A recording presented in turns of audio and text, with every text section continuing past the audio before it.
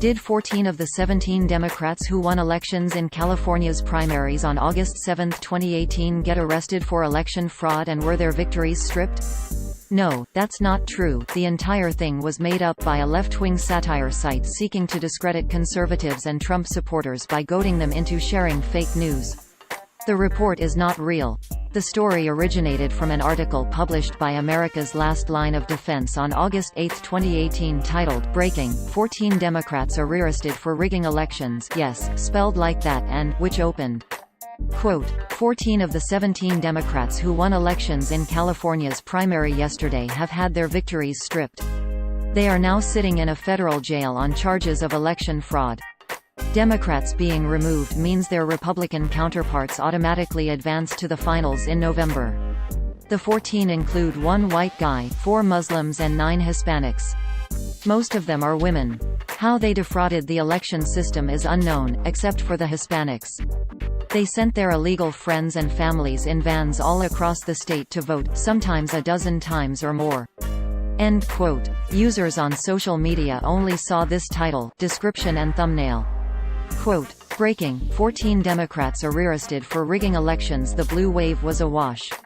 End quote. The phrase, elections in California's primary, linked to a Google Translate link for the phrase, that didn't happen, comrade, which would translate it into Russian.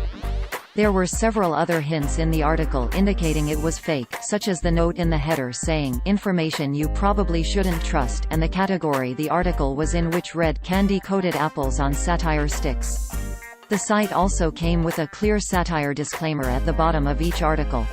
Quote, satire =sati, ranth use of humor, irony, exaggeration, or ridicule to expose and criticize people's stupidity or vices, particularly in the context of contemporary politics and other topical issues. If you disagree with the definition of satire or have decided it is synonymous with comedy, you should really just move along. End quote. The owner and main writer of the site is self-professed liberal troll Christopher Blair, a man from Maine who has made it his full-time job to troll gullible conservatives and Trump supporters into liking and sharing his articles. He runs several other websites, including patriotpost.us, dailyworldupdate.us and nofakenewsonline.us. Sometimes he is also known under his nickname, Busta Troll. A second man working on the sites is John Prager, as revealed in this earlier story we wrote. Articles from Blair's sites frequently get copied by real fake news sites who often omit the satire disclaimer and any other hints the stories are fake. Blair has tried to get these sites shut down in the past, but new ones keep cropping up and he keeps knocking them down. If you see one of his stories on a site that does not contain a satire disclaimer, assume it is fake news. If you do see the satire disclaimer, it is of course also fake news.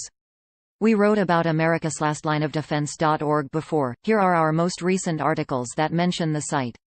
Fake news, van full of illegals not caught voting in Ohio special election.